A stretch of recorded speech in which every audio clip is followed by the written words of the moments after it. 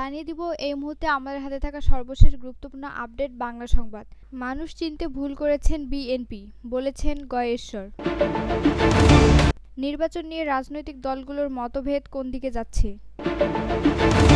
ডিসেম্বরের মধ্যে নির্বাচন হতে হবে, বলেছেন আমির খসরু। বিএনপির সঙ্গে আসন ভাগাভাগি নিয়ে যা বললেন হাসনাত। মৌলিক সংস্কার প্রস্তাবে বিএনপি, জামায়াত ও এনসিপির মধ্যে এত অমিল কেন? দেশের সমস্যার কথা বাহিরে বলে লাভ নেই, বলেছেন প্রধান উপদেষ্টাকে আমির খসরু।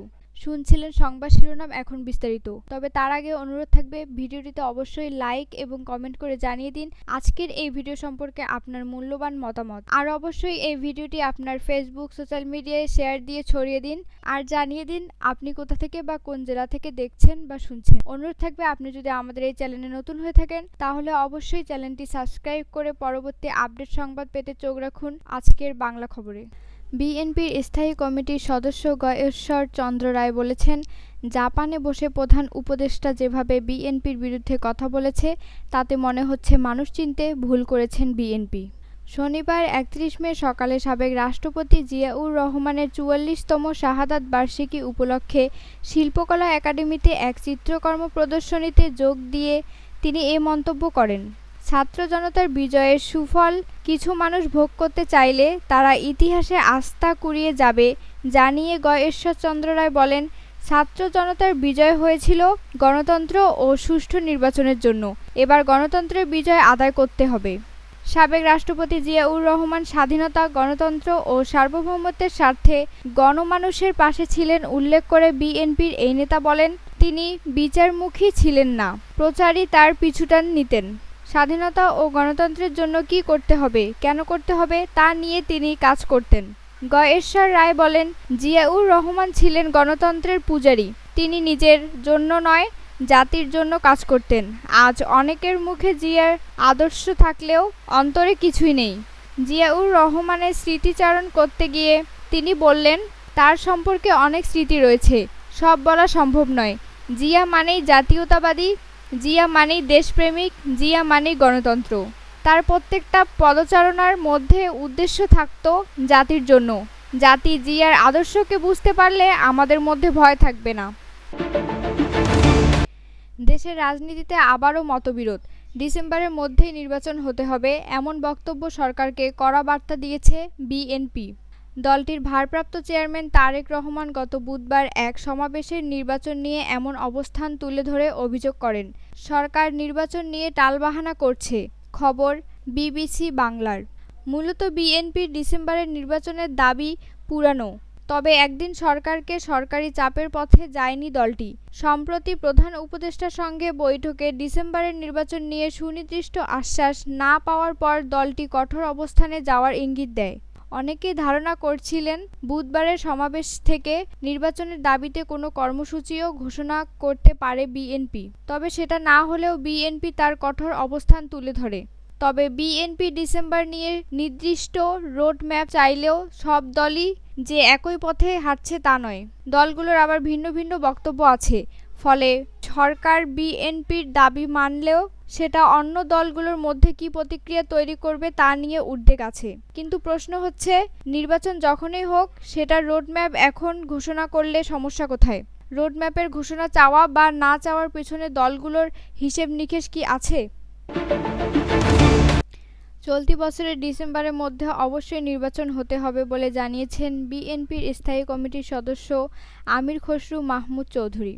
শনিবার ৩১ মে দুপুরে জাতীয় প্রেস ক্লাবের মিলনায়তনে বিএনপির প্রতিষ্ঠাতা শহীদ প্রেসিডেন্ট জিয়াউর রহমানের ৪৪তম শাহাদাত বার্ষিকী উপলক্ষে জিয়া পরিষদের আলোচনা সভায় তিনি এ কথা বলেন।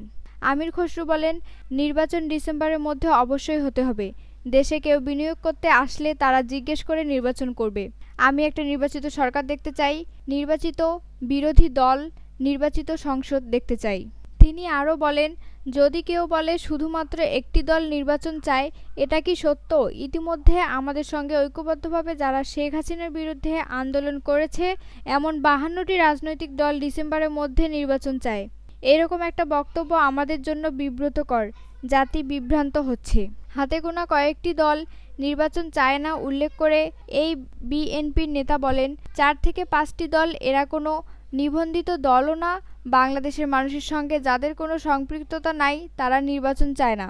111-এর সময় এমন কিংস পার্টি হয়েছিল, কথাগুলো বলতে চাই না। এই কারণে এসব বললে জাতির মধ্যে বিভ্রান্ত সৃষ্টি হয়। জিয়াউর রহমান বিভক্তি রাজনীতি চান, তারেক রহমানও ঐক্যবদ্ধ রাজনীতি চান। শেখ হাসিনার পতনে অগ্রণী ভূমিকা রাখা তরুণদের সমন্বয়ে নবগঠিত রাজনৈতিক দল জাতীয় নাগরিক পার্টির এনসিপির বিরুদ্ধে সম্প্রতি অনলাইন টকশোতে অভিযোগ এনেছেন একটি রাজনৈতিক দলের প্রধান, যেখানে তিনি দাবি করেছেন এনসিপি পর্দার আড়ালে বিএনপির সঙ্গে সিট ভাগাভাগি করেছে। শনিবার সামাজিক যোগাযোগ মাধ্যমে ফেসবুকে এ বিষয়ে দলের অবস্থান তুলে ধরেছেন এনসিপির দক্ষিণাঞ্চলের মুখ্য সংগঠক হাসনাত আব্দুল্লাহ। এছাড়াও এনসিপির বিরুদ্ধে নির্বাচন পেছানোর অভিযোগে ভিত্তিহীন বলে জানিয়েছেন তিনি। সেই সঙ্গে জানিয়েছেন দল হিসেবে এনসিপির প্রধান লক্ষ্যের কথা। হাসনাত আব্দুল্লাহ তার পোস্টে লিখেছেন, সম্প্রতি আমরা লক্ষ্য করছি একটি দলের প্রধান এক অনলাইন টকশোতে মন্তব্য করেছেন এনসিপি কিন্তু পর্দার আড়ালে বিএনপির সঙ্গে সিট নেগোসিয়েশন করেছে। আমরা হাইপোথেটিক্যালি ধরে নিলাম পর্দার আড়ালে সিট নেগোসিয়েশন হয়ে গেল, একটা আন্ডারস্ট্যান্ডিং হয়ে গেল, তাহলে দেখবেন ডিসেম্বর না সবাই সেপ্টেম্বর নির্বাচনের ব্যাপারে রাজি হয়ে যাবে। তিনি আরও বলেন, আমরা উল্লেখিত রাজনীতিবিদদের প্রতি আমাদের সম্মান ও সৌহার্দ্যপূর্ণ সম্পর্ক বজায় রেখে বলতে চাই, বিএনপি বা অন্য কোনো দলের সঙ্গে আসন ভাগাভাগির সমঝোতার দাবি সম্পূর্ণ ভিত্তিহীন। কোনো দলের সঙ্গেই এনসিপি আসন ভাগাভাগি জনিত কোনো আলোচনায় যায়নি। কাজেই সম্মানিত ওই রাজনীতিবিদদের বক্তব্য অসত্য ও ভ্রান্তিকর। দল হিসেবে এনসিপি সারা দেশে সাংগঠনিক বিস্তৃতি থেকে প্রধান লক্ষ্য রেখে কাজ করে যাচ্ছে। বাংলাদেশের সংবিধান, নির্বাচন ব্যবস্থাসহ রাষ্ট্রের বিভিন্ন ক্ষেত্রে সংস্কার আনতে অন্তর্বর্তীকালীন সরকার গঠিত ঐকমত্য কমিশনের প্রথম পর্যায়ে আলোচনা শেষ হয়েছে। বেশ কয়েকটি সংস্কার প্রস্তাবে অধিকাংশ রাজনৈতিক দল একমত হলেও কয়েকটি গুরুত্বপূর্ণ ও মৌলিক সংস্কার প্রশ্নে এখনও মত পার্থক্য দেখা যাচ্ছে প্রধান রাজনৈতিক দলগুলোর মধ্যে। খবর বিবিসি বাংলা। বিশেষ করে প্রধানমন্ত্রীর মেয়াদ, ক্ষমতা, নির্বাচন পদ্ধতি সহ গুরুত্বপূর্ণ কয়েকটি সংস্কার প্রস্তাবে প্রধান রাজনৈতিক দল বিএনপি একমত হতে পারেননি, যে কারণে সংস্কার উদ্যোগের সফলতা নিয়েও নানা প্রশ্ন দেখা যাচ্ছে।